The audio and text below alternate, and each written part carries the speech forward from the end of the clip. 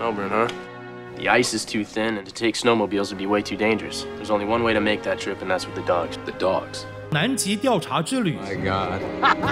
This is it! Hey, wait, Doc. You're outside the safety zone. 巨大暴风雪。 As soon as you can, Katie, get that plane ready to go. Dr. McLaren could lose this leg without proper medical attention. You keep him in line, all right? And I'll be back. I promise.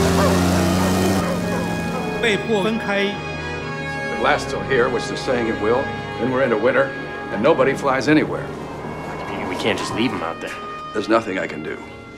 I'm sorry. 真人真事改编。 The ice is deeper than we thought.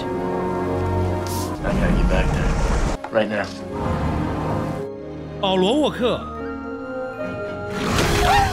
3月30日晚间10点。好莱坞电影《极地长征》。